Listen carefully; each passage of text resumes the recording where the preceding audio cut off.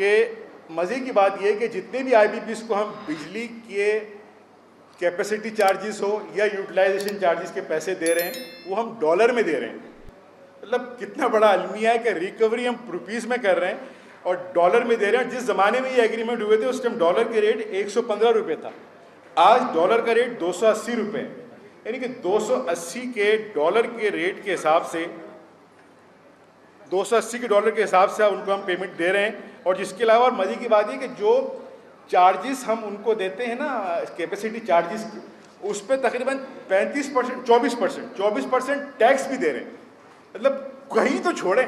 مطلب ایک تو چارجز اس پہ فردر ٹیکس, ڈالروں میں پیمنٹ, اس طریقے سے تو امپاسبل ہے کہ یہ کام ہو سکے. اب وہ کیا ایسے عوامل تھے جس بنیاد پہ یہ ایگریمنٹ کیے گئے اور اتنی سہولت کے ساتھ یہ کیا گیا, تو یہ ڈیفینیٹلی اس کا خمیازہ اب ہم بھگت رہے ہیں اور آپ کے سامنے کی چیزیں اب کنٹرول سے باہر ہو گئی ہیں. اور یہی وجہ ہے کہ پھر وہ اس پہ جو ہے نا وہ ٹیکسز لگا کے, اور آپ بل دیکھ لیں اس بل کے اوپر ٹیکس پہ فردر ٹیکس سر چارج یوٹیلائزیشن فلانا اتنا مشکل کر دیا ہے کہ وہ چیزیں چلنا مشکل ہو جاتی ہیں. ایک اور بات یہاں پہ ہے کہ اس کا جو بنیادی طور پہ جو اثر آ رہا ہے وہ ہمارے, اگر کاروباری انڈسٹری کے حوالے سے بات کروں تو ہماری جو ایکسپورٹ کی صنعت ہے, دانش یہاں بیٹھے ہیں, بہت بڑے لیدر سیکٹر کو ریپرزینٹ کرتے ہیں, ہم آپس میں بات کرتے ہیں, کہہ رہے ہیں کہ جوہر اب ہم نہیں کمپیٹ کر سکتے, امپاسبل ہو گیا, کیسے کاروبار کریں گے, بڑے بڑے آرڈرز ہاتھ میں, انٹرنیشنل ریپوٹیشن داؤ پہ لگی ہوئی ہے. آپ کا آرڈر اگر آپ پورا نہیں کر سکتے ہیں تو آپ کی انڈسٹری بدنام نہیں ہوتی ہے, آپ کا ملک بدنام ہوتا ہے کہ آپ ڈیفالٹ کر گئے, آپ کمپلائنس نہیں کر سکے. تو ان سب چیزوں کو دیکھتے ہوئے آپ کی ایکسپورٹ کو اگر بچانا ہے, ایکسپورٹ ہی وہ طریقہ ہے, آپ کو انڈسٹری کو بچانا ہے, تو ہمیں ہنگامی طور پہ جو یہ کیپیسٹی چارجز کو ختم کرنا ہوگا, اس کو ری وزٹ کرنا ہوگا, ریگوشیٹ کرنا ہوگا, اور اس سے ہمیں باہر نکلنا ہوگا. اور یہ نہ کیا گیا تو میں نہیں سمجھتا کہ ہماری جو ہے نا وہ صنعتیں یا ہماری چل سکتی ہے اور ایک عام صارف اس میں زندگی گزار سکتا ہے. کل شاید آپ کے علم میں بھی ہو, ایک پریس کانفرنس کی گئی لاہور کے اندر, لاہور چیمبر آف کامرس میں, جس کو ایس ایم تنویر صاحب اور جو ہے گوہر اعجاز صاحب نے لیڈ کیا, اور انہی کے ہی لیڈرشپ میں ہم سب یہاں پہ چیزیں آج اکٹھا ہو کے بیٹھے. انہوں نے ایسے ہوشربا انکشاف کیے جو سن کے ایک منٹ کے لیے جسے کہتے ہیں نا کہ وہ جھرجھری آ رہی تھی جسم کے اندر کہ ہو کیا رہا ہے. انہوں نے یہ کہا کہ جی یہاں پہ جو آئی پی پیز کام کر رہی ہیں 106 میں سے, اس میں سے تقریباً 25-30% تو کام ہی نہیں کر رہی ہیں, اور جن کو ماہانہ 1000 کروڑ روپے پیمنٹ کی جا رہی ہے,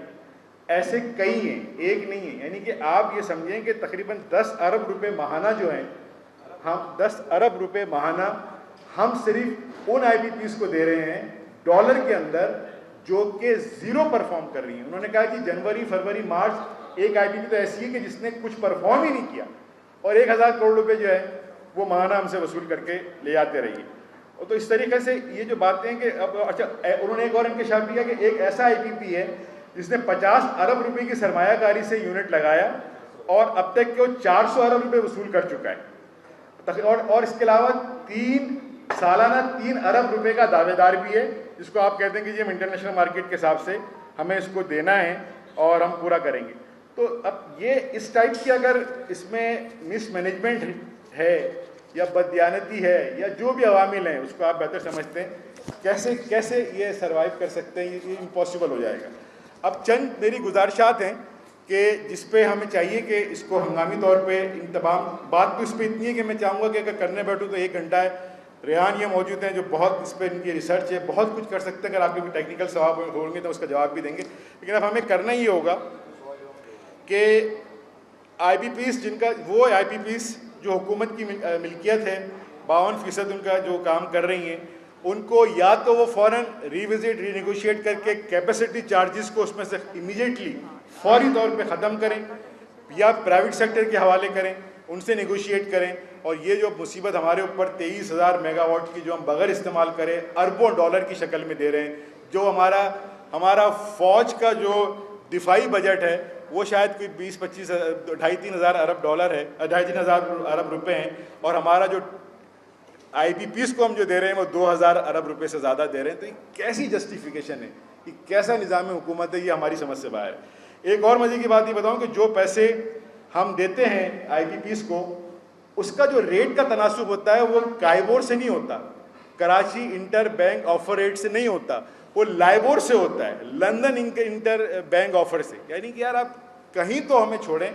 कि मतलब पैसे हम रुपए में लेकर डॉलर में दे रहे हैं, इंडस्ट्री चलने वाली पोजीशन नहीं होगी। फिर तो वो वक्त आ जाएगा कि बन करके फिर चाबियाँ इस्लामाबाद में ले आके दे दी जाएगी कि जी जिस तरीके पावर जनरेशन आप कर रहे हैं, आईपीपी आप चला रहे हैं, तो इंडस्ट्री भी आप चला लें, आप बेहतर चला सकते हैं, क्योंकि बिजली भी आप बना के दे रहे हैं तो इंडस्ट्री भी आप चला लें। प्राइवेट सेक्टर इसको नहीं चला पाएगा। ये आईपीपी के हवाले से बुनियादी चीज़ें थी। कुछ चीज़ें हमने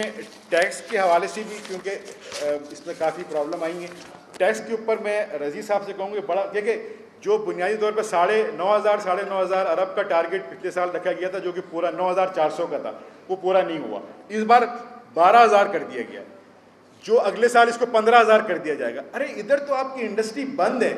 आपके पास कारोबारी एक्टिविटीज़ है ही नहीं, एग्रीकल्चर सेक्टर को आप टैक्स में ला नहीं रहे, रियल एस्टेट सेक्टर को आपने गेन टैक्स और दूसरे टैक्सेस ला के ज़ीरो कर दिया। आज पाकिस्तान में प्रॉपर्टी नहीं बिकती, फाइलर नॉन फाइलर के ऊपर 15% 45% के आपने टैक्स लगा दिए। अरे कौन सा कारोबार करेंगे? फ्लोर मिल वाले स्ट्राइक पे जा रहे हैं विद होल्डिंग। जो काम सरकार का करने का वो काम आपने प्राइवेट सेक्टर को दिया हुआ है, कारोबार को दिया है, इंडस्ट्रीज को दिया हुआ है। दुनिया में ऐसा कहीं नहीं होता। कंडेंसिव इन्वायरमेंट आप दे नहीं रहे, टैक्स के रिफॉर्म करके आपने बेड़ा गर्क कर दिया है, आपने एक्सपोर्टर को मार दिया है। 1% एक्सपोर्टर टैक्स देता था, उसको आप फिक्स टैक्स की जगह आप उसको नॉर्मल रिजीम में लेके चले गए। लड़ के अब उसको उन्होंने, पहले तो उन्होंने एफएससी ख़त्म किया, ईएफएस ख़त्म किया, अब उन्होंने कहा जी उसको 1 की जगह 2% कर दिया। मतलब 1% तो आप 2% देना है,